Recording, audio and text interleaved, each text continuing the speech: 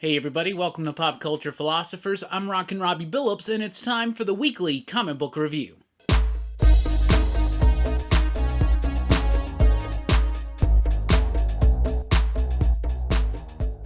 That's right, everybody. Thanks for checking out the video. I am Rockin' Robbie Billups. This is the weekly comic book review. It's the show where I read a lot of comic books, and I'll let you know what I thought about them, and we always start with the pick of the week. This week's pick of the week, Ice Cream Man number 19. From Image Comics, written by W. Maxwell Prince, with artwork by Martin Morazzo, Chris O'Halloran, and of course, good old Neon providing the lettering. I absolutely love this book. It's amazing, and it just keeps getting better and better and better. We talk about this, it's kind of a really weird, quirky horror anthology in a way. All these tales of human suffering and despair, but with a tinge of hope kind of thrown in there every so often. Very innovative forms of storytelling through the comic book medium. Ice Cream Man number 19 is no exception. You can jump into pretty much any issue of Ice Cream Man, and you can jump right into here. If you've never read it before, you can just pick this one up and read it.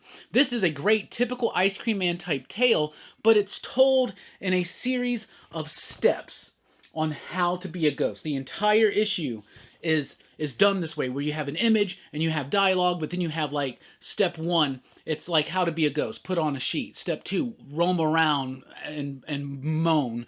Step 3, observe the living, and it keeps going.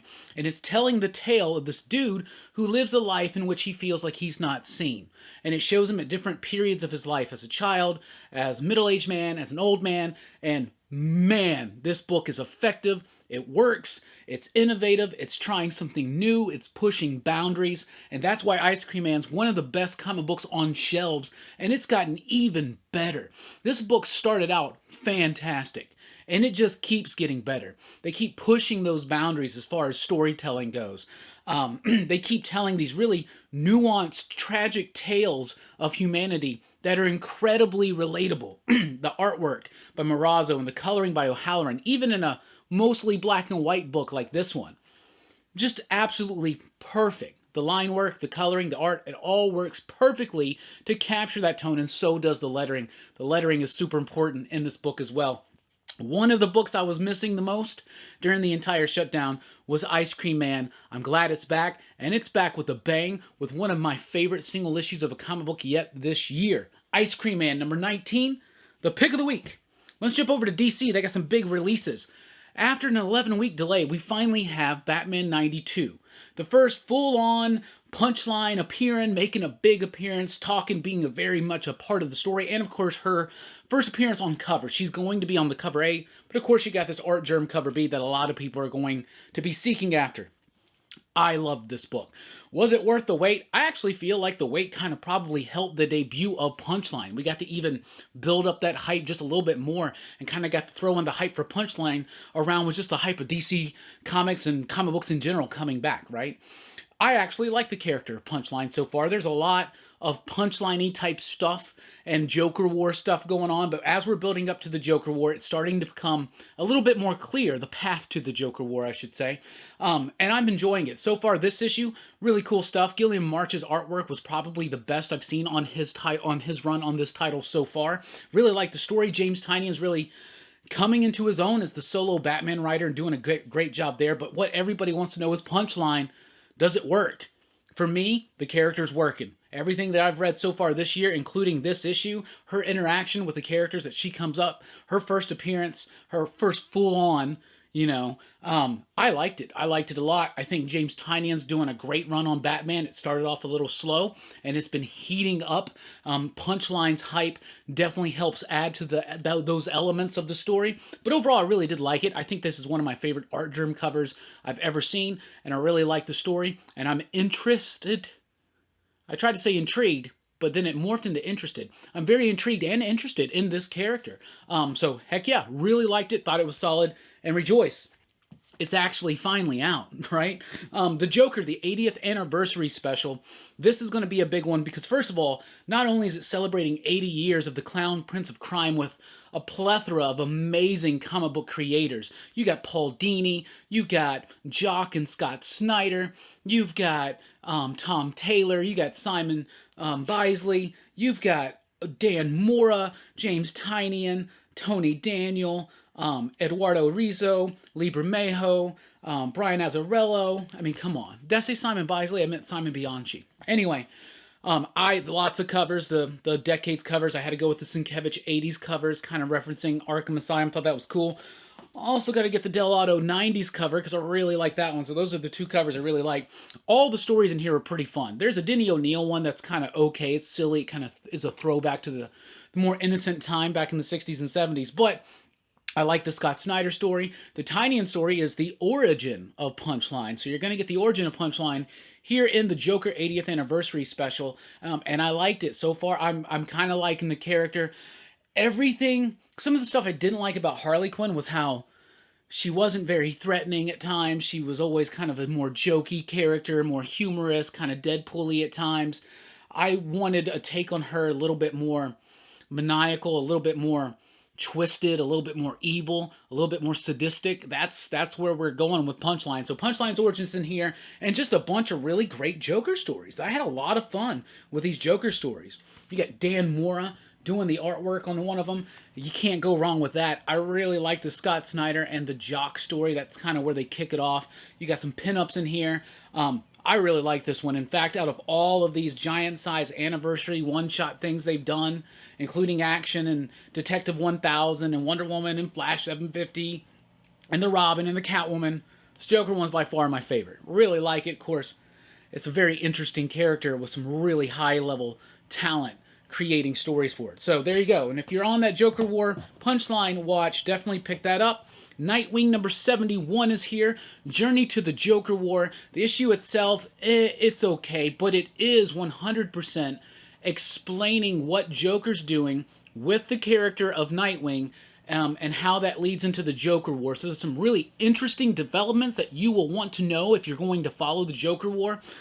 The execution of the story is a little weak, at least in my opinion. There is no punchline in this issue that I can recall, but Joker's got some plans for Grayson, and it starts kind of getting going heavy in issue number 71. So if you're going to be following the Joker War, you might definitely want to check that out.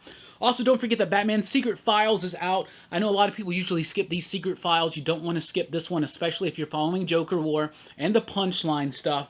This one is a bunch of different little one-shot stories done by some really great creators. You got a story in here by Dan Waters.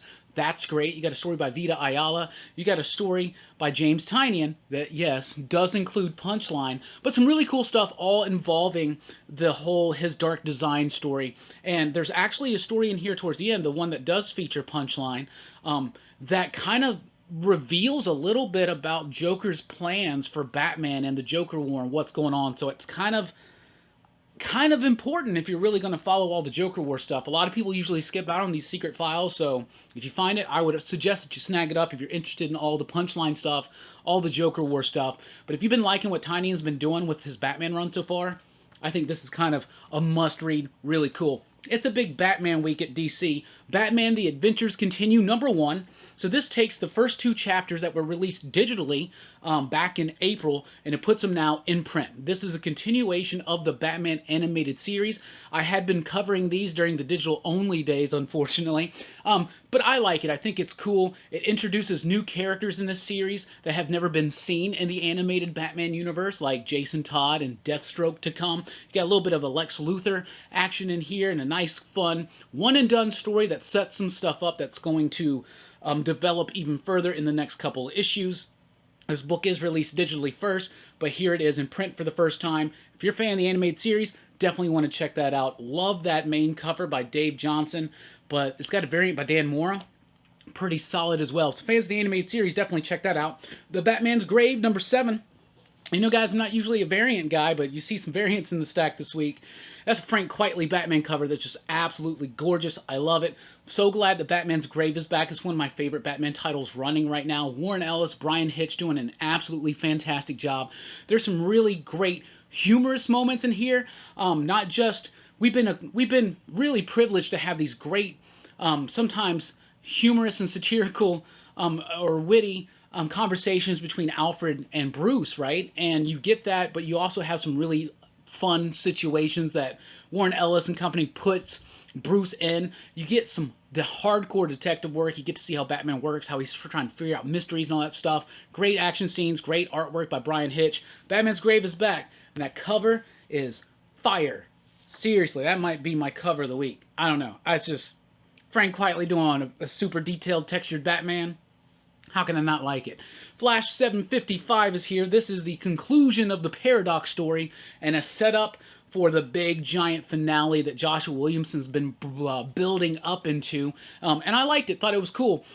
In the entire scheme of things, Paradox is going to be one of those Flash villains that could have been bigger than he actually was, and is probably going to wind up being a forgotten villain, but maybe not. We'll see what happens. But the way that his story ends and how it sets up what's to come, and knowing that Joshua Williamson's about to be wrapping up his Flash run, he's going to wrap it up in a big, bombastic story that's going to put Barry through some crap. I'll tell you that much. Really like this one, like the artwork, like the energy. Going to be sad to see Williamson leave the book, but I'm really excited to see him bring his story to its ultimate conclusion and cranking up the stakes like he's doing at the end of issue 755. I love it.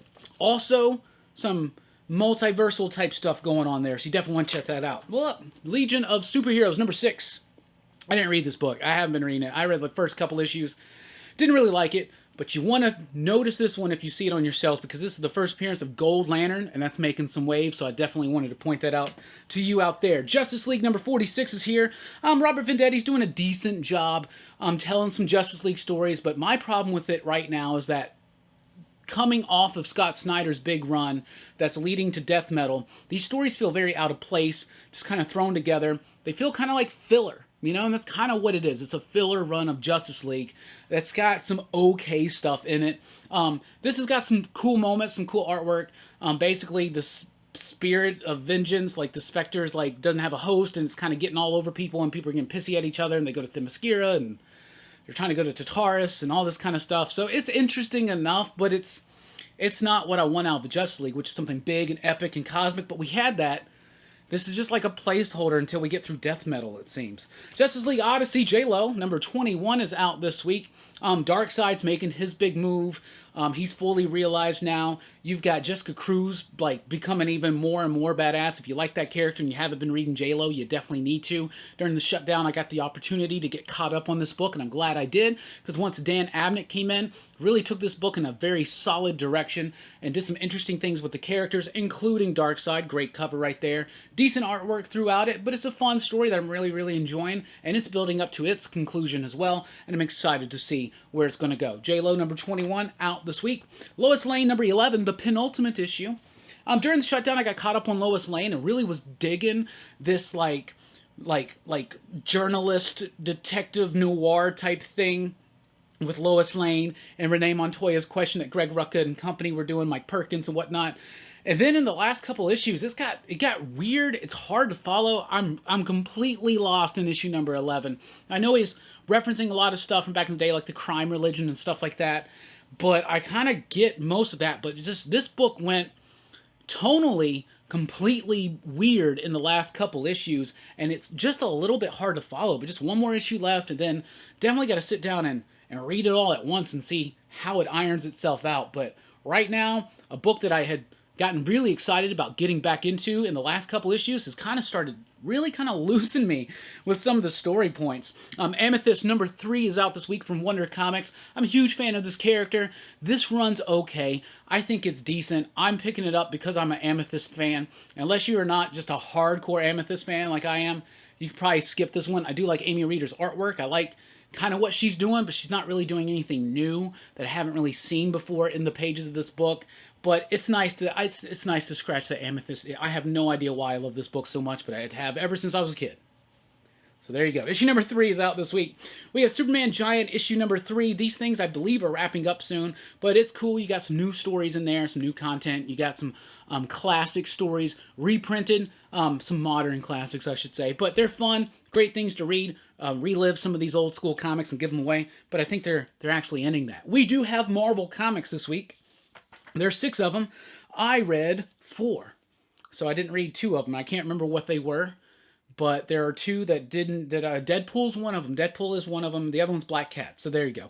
But I did read Daredevil number 20.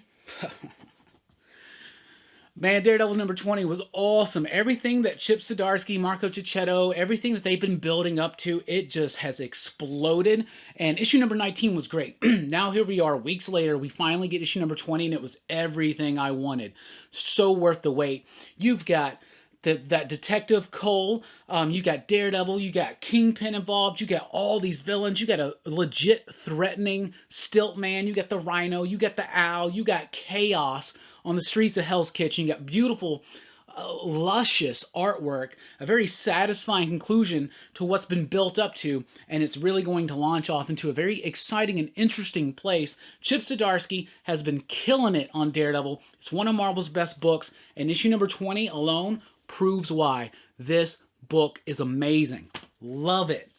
Miles Morales, Spider-Man number 17. This is a decent story. Kicking off the Outlawed tie-in. It's weird because all the Outlawed stuff hasn't been resolicited since the shutdown. So it seems like maybe some plans have changed, maybe some things are shifting or whatever. But basically, they're outlawing, banning underage superheroes in the Marvel Universe. So this is Miles Morales just trying to get through a typical Spidey day, and then all of a sudden they're after him, right? So it's kind of like Civil War, but for kids. So it's interesting. It just kind of retreads some stuff. But I do like what Ahmed's doing with the character of Miles. It just feels like this is kind of veering away from that and trying to force it more into a tie-in. But it does have an interesting ending that leads me to believe that some theories are very correct about certain characters. Excalibur number 10 is out this week. It's a really solid issue of Excalibur. I don't really remember what happened in the last couple issues, but I really did enjoy this particular issue. Basically, you got Jamie Braddock doing crazy haywire things with reality, splitting reality up, trying to recreate a Captain Britain Corps. This has not been my favorite X book, but to be honest, in the last several issues, it's kind of gotten better and it's gotten me more interested in it. So Excalibur number 10, I can't really fault on. Glad to have some more looks into the Hickman X-Men stuff, because that's another thing I've been missing like crazy. We also have New Mutants number 10. This issue's all right. It's got some really cool pages of really neat, wonky, psychedelic type artwork. They're towards the end, so I don't know if I really want to show it, but like that right there. Really, really like that. I think that's cool. The story itself is okay. I'm starting to kind of fall out of this. I liked what Hickman was doing with the characters and the Shi'ar when the stories first started, and I like what Brisson did when he went and saw Beak and Angel and all that kind of stuff, but now it's just kind of like, it's okay, but it's not really capturing me even as much as Excalibur. So like, this is how I used to think of these two books. Like, New Mutants was more exciting to me. It's kind of doing that now. Which is pretty interesting to me. We also got some great independent comics, including Decorum issue number 2 from Jonathan Hickman and Mike Huddleston. If you were confused by issue number 1 and didn't quite understand what was going on, issue number 2 is not going to clarify any of that for you. It's going to leave you more mind-boggled and confused, right? I loved it, though. I thought it was great. I think the artwork in here is just slam-bang fantastic.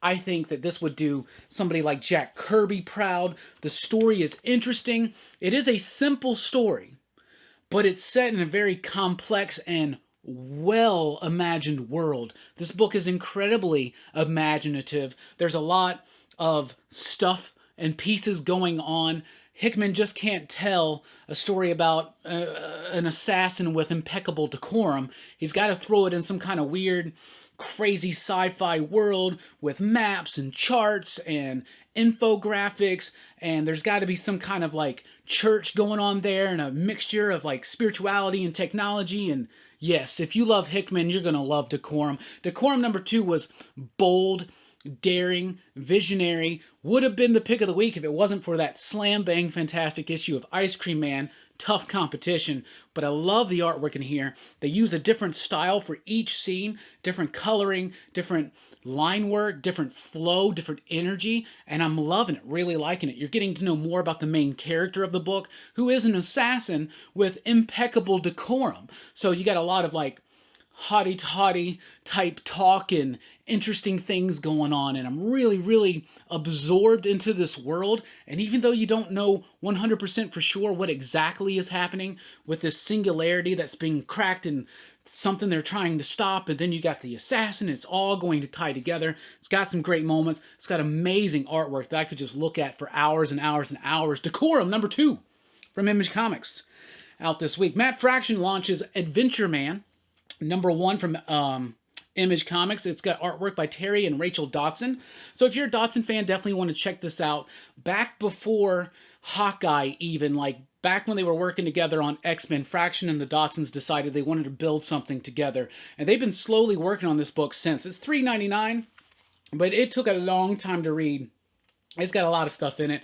It starts off this like pulpy superhero type adventure, and then it kicks to the modern day, and then at the end of it, you see how it all gets pulled together and stuff like that. It's an interesting story. It's not super groundbreaking. It's kind of stuff we've seen before, but the artwork by the Dotsons is pretty solid, and since they got to take their time with it, I think if you're a fan of their work, you're really going to like this one. For Fraction, it's pretty decent. It didn't feel very dense or super complex, but we shall see what happens. It's decent enough to try to keep me involved, but it didn't really do anything shockingly new that would make it stand out to me on the shelf, other than just, if you like the Dotsons, you're going to like this one because the artwork for them is pretty solid. Adventure Man #1 from Image Comics. We have Undiscovered Country #6 from Image Comics. This concludes the first story arc, and it does so in a very excellent way. This is a book that I've kind of been up and down with, but over the last couple issues, it's starting to build out this world, flesh out the story and the characters, and is making me more interested. And this one definitely did that. It did its job. If I had read this in trade paperback, I would be ready for volume 2 when I get to the end of this. In fact, I'm ready for issue #7. I really like the lore and the mythology of what Charles Soule and Scott Snyder are able to do. They're taking like common bits of Americana and you take it into the civilization that's kind of gone wild and rampant for like over 100 years, and who knows what kind of stories they kind of tell themselves about that, and how certain phrases become, they wind up developing different meanings and stuff like that. So I really think that this is a really well thought out book, and it's starting to solidify even more. Definitely feels like they got a long-term plan. It's a typical fantasy quest type thing, but with a weird post-apocalyptic sci-fi Mad Max lean to it, and I'm actually liking it. So I'm liking it more as the book goes. I loved issue #1. I kind of fell out around 2 and 3, but in 4 and 5, they were pulling me back in, but 6, 100%, it's solidified that I'm digging this book, and I'm liking it. So Undiscovered Country #6 out this week. Stealth #2 is here. Not as solid as the first issue. I was worried about this because the first issue of Stealth has such a great and effective twist in the middle of the book, and it takes you completely by surprise, and it's very memorable because of that. Issue #2, still pretty solid. Still digging the idea of this character, the family involved, their dynamic, and what's going on there. Really like the Belgarde artwork. I really wish I could get him back on Nowhere Man. Can Eric, can you write that? Nowhere Man. Anybody remember that book?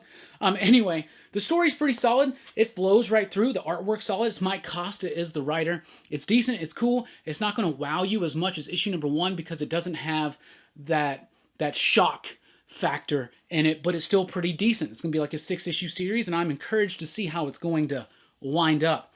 Bitterroot #8 is here, fresh off getting nominated for an Eisner for Best Continuing Series. Bitterroot's a great book. I absolutely love it. It's Chuck Brown, it's David F. Walker, it's Sanford Green. I'm really liking it. It's about a family, I should say, of monster hunters in Harlem in the 20s. It's got roots that go back further than that. It deals with contemporary issues as well as issues from its days. It's got its subtext, but at the same time, it's just a great, fun, monster hunting family kind of book that at times doesn't take itself too seriously and at other times takes it as serious as it needs to be. Bitterroot's something great. More people should read it. Fantastic creators doing a fantastic book. Issue #8. Read it. Get caught up. Find out why it was nominated for an Eisner and why it's deserved of being nominated for an Eisner. Sonata, issue #10 is here. Lots of explaining in this issue. Lots of clarifying. Lots of stuff starts coming back together. This book started losing me a little bit at the beginning of the second arc, but now it's kind of really getting my interest back in. I like the artwork. It's got some CG computer-generated type effects, but it doesn't feel stagnant. It doesn't feel stiff. It actually has a nice flow to it. It's a great sci-fi fantasy, and I like it when you're able to merge those in and make a story with lore and world building and characterizations and conflicts and everything that keeps me engaged and enthralled. I'm loving Sonata, issue number 10. No exception. I think it's one of the better issues of the last recent few because it really does clarify a lot and set up some really interesting things to come to kind of revitalize your interest in this book. Sonata number 10, out this week from Boom Studios. We've got Something is Killing the Children, number 7. Another great book. Let's talk about Werther del Adera. His artwork is absolutely stunning. I love it. This is absolutely some of the best work he's done on this series yet. There's some really effective shots, especially with Miguel Muerto's coloring. Really dark, really fits the atmosphere and the moody tone that James Tynion's writing in this book. It's about a town who's been ravaged. A bunch of their kids have died. They've been killed by these giant monsters. They don't know what's going on. You got this one lady in here. She's the monster hunter. Now we're finding out more about her past, about the family and the house that she comes from. You get introduced to new characters in this issue, but it still keeps that same tone, that same flow, the same vibe, and a little bit of revelations, just enough. This book's excellent, great horror, an effective book. Also recently nominated for an Eisner for Best New Series. This might be my pick. Every single issue of Something's Killing the Children makes me feel. Maybe not good feelings, but effectively makes me feel. And I like that. Something is Killing the Children, number 7. So excited for that. Sad day, but kind of happy because we got the final issue of Go Go Power Rangers, issue number 32, with this beautiful foil wraparound cover. Look at that. Gorgeous. So this is the last issue. It gives you the full-on origin of the Omega Rangers, how that happened, how Rocky, Aisha, and Adam first became Power Rangers, and it's basically leading it right up to where the Mighty Morphin Unnecessary or Necessary Evil story arc goes, and I liked it. I've been saying this for months and months. Power Rangers is one of the best superhero books on the shelf, Go-Go and Mighty Morphin. This finale for Go-Go was great. I'm excited to see what's going to be coming, because don't worry, even though the Power Ranger titles are canceled, there are more coming. There are big plans and some big revelations, and now we're just waiting for Mighty Morphin number 50. See what happens there. From IDW, we finally get the 4th issue of Mountainhead. Y'all, top 5 book of the week right here. Mountainhead number 4 is bonkers. Bonkers, wild, filled with madness, and it exhilarates me. I love this book so much. John Lees, if you like his work on books like Sync, Hotel, he's really a great writer, especially when it comes to sci-fi horror and just mad weirdness. This book is awesome. Ryan Lee's artwork with Doug Garbark's coloring, Sean Lee's lettering, it all works together. The artwork is outlandish and cartoony, angular, stylized, but it fits the flow, and the first 3 issues of this book were really good. It's about this small town and these different characters, and it's about the Call of the Mountains, Mountain Madness or something. Y'all, I was not ready for the way this thing explodes in issue number 4. Like, issue number 1 was really good, and issue number 2 is great, and 3 is great, and you're just building up something, just building that tension up, and then it just, that rubber band just snaps, and this just goes all out bonkers, balls to the wall, Lovecraft crazy. Like, seriously. Mountainhead number 4 blew me away. Wow. Loved it. If you haven't been reading that book, you really should. There's one more issue, and then there will be a trade. The Killock number 5, the penultimate issue of the Killock. Really liking this one. Livio Romandelli. Very excited that Bob and Bueller and Dylan got me convinced to go back and revisit Killock, because I am loving it. I love the artwork. I love the story. He's able to take these inhumane robots and make them more human than some of the characters in other books that I read this week. Killock is great. This is the penultimate issue. Only got one more. It's got some big twists and turns and just amazing artwork. If you like robots and cool, crisp, beautiful coloring, check that out. From AWA Upshot, we got a brand new book, Old Haunts. This one's written by Rob Williams and Ollie Masters with artwork by Lawrence Campbell, coloring by Lee Lowridge. Really liked this one. I thought it was pretty cool. It's about these 3 gangsters. They're like top mafia men. They're deciding they're going to go clean. They're going to get out of the business, and they're just going to try to make some cash in a legal way, and they're going to celebrate that they got away with it. But they don't get away with it because basically all the ghosts of all the people that they've ever put in the ground, it's time for their revenge. So it's kind of a mafia ghost story. Really did like it. Thought it was solid. AWA Upshot, they're doing some slam bang work right now. Fantastic books. Everything's different. It's got its own flow. It's got its own style. It's got its own theme. It's got its own genre. Everything is different, but everything is good. And that's what I like. Old Haunts #1, no exception. Really like this one. Great noirish artwork. Really like the coloring. It's very cinematic. It feels very scopy. It's got a great sense of pace and flow and dialogue. And I just really, really liked this one. Thought it was cool. So it's like a Mafia ghost story. And it was great. Also from AWA, we have the second issue of Archangel 8, written by Michael Morisi with C.P. Smith and Snakebite Cortez rounding out that team. Like the dark, gritty, rough, textured artwork. Really liking the story. It's not something that's really delivering you like so easily understood plot points. You kind of have to fill in some gaps in between, but I like that. I like a book that's a little bit challenging like that, but it's not challenging in some kind of weird, obtuse and obscure type way. It just doesn't treat you like you need to be spoon-fed everything. But by the end of this, it reveals some of the stuff that we didn't know from the first issue. Archangel 8 basically is the Wetworks team of heaven. He gets sent to take people out that nobody needs to know about. So he gets sent after one of his own, and you find out who that is here, and it starts setting it up. What is interesting is that they're doing this stuff with the angels, the archangels in heaven, but they're telling like a gritty crime story, and Morisi's doing a very good job of it. I'm excited to see where the story goes. Overall, it is, to me, one of the weaker AWA books, set up next to some of the others, but on its own, it stands up really cool. Love that textured, gritty artwork, like I said, and I'm really liking where this story is going. It's got a cool concept behind it. Archangel 8, #2. Out this week. Join the Future #2. This book is awesome. If you liked issue #1, just wait till issue #2. Picks up right where the first one left off. Now she's alone. Everybody around her's been killed. And now it's a cowboy revenge western. That's what it is. We got 2 of them out. Cowboy westerns, revenge westerns. Join the Future is a little bit more sci-fi. Really like this book. The second issue just takes that story and just moves it along forward at a great pace. The characterization is there. Everything is just, all the dominoes fall exactly where they need to be. I love the artwork. Zach Kaplan and company are doing an amazing job with this one. If you liked issue #1, I know a lot of people did, you're going to love issue #2. Really cool stuff. Very excited to see where that's going to go. The other revenge western that's out is a little bit more old school, and it's Undone by Blood, or The Shadow of a Wanted Man. Issue #3. Excuse me. Lonnie Nadler, Zach Thompson, Sammy Cavella, Jason Wordie, Hassan Otsman El Howe.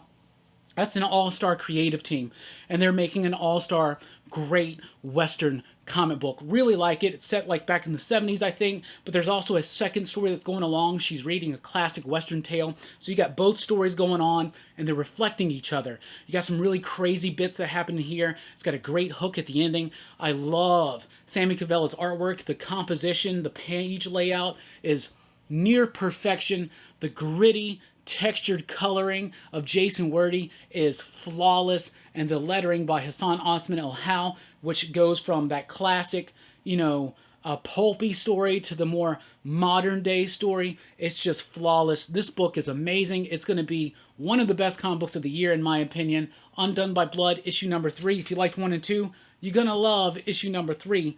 Trust me. Rick and Morty Go to Hell #1. I definitely want to check this out because Rick and Morty season 4 just ended, so let's get some more Rick and Morty in our lives, and them going to hell, that sounds like a decent enough idea. The book itself is cool. The voices are right there with the characters. Like it reads exactly how the show would go.